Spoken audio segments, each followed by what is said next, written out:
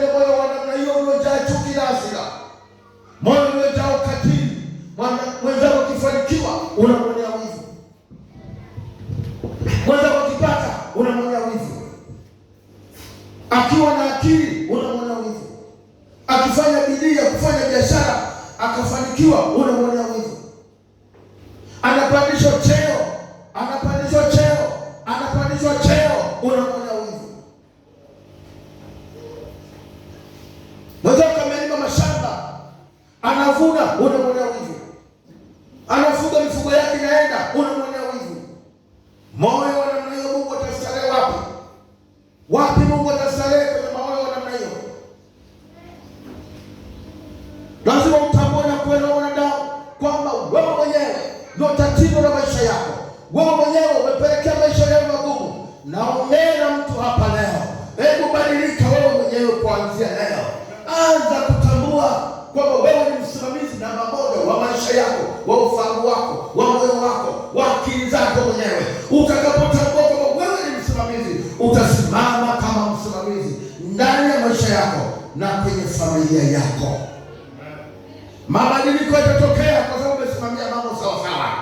Angalia vitu ambavyo ulishindwa kusimamia, vilivyokutia hasara, vilivyokupeleka kwenye maisha magumu, kwa sababu ulishindwa kusimamia. Uliposhindwa kusimamia sehemu, ukaangamia, ukapigwa, ukaadhibiwa, ukatukanwa, ukadhalilishwa kwa kukosa kujisimamia mwenyewe. Heshima inaondoka kwako. Mambo mengi yanaharibika kwa sababu umekosa kujisimamia mwenyewe. Leo nataka mtu atoke hapa amejitambua kwamba yeye kama yeye anakwenda kujisimamia. Atatoa maamuzi ya haki. Hatakubali jambo lake liondoke. Atasimama katika heshima ya Bwana. Atalinda heshima ambayo Mungu alitupatia. Maana Mungu alitupatia heshima ya kusimama. Tumeikosa ile heshima ya Mungu kwa sababu ya sisi wenyewe kujiachia. Angalia wazee wetu wa zamani, wakajiachia, wakaanza kwenda kutafuta usimamizi mwingine, miungu mingine, wakatengeneza masanamu, wakatengeneza ibada ambazo zikawapelekea waone kama ndio kinga yao, maana wamekosa usimamizi wao wenyewe. Hawawezi kujiongoza.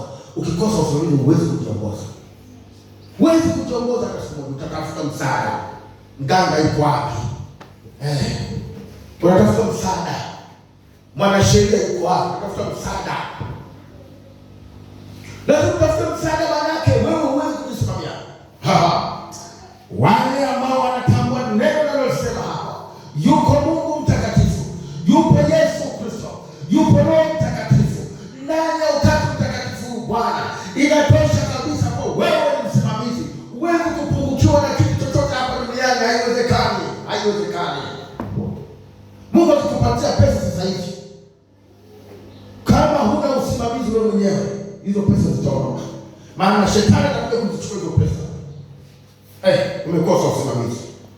Watu wana elimu, wana akili zao, wana kazi zao nzuri, lakini wamekosa usimamizi kwenye elimu yao na kazi zao.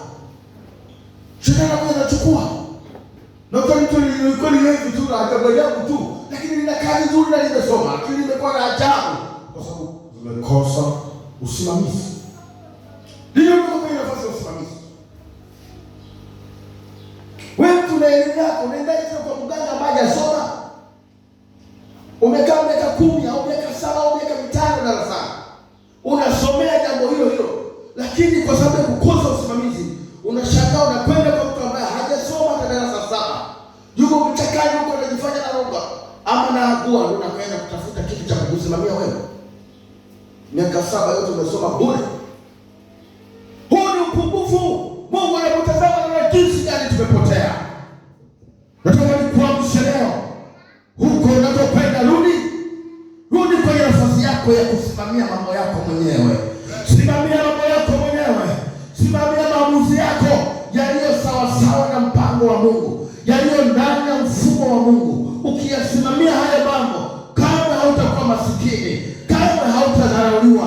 Heshima yako itakuwepo. Utaheshimika milele kwa sababu unasimamia mambo ambayo Mungu alitaka uyasimamie.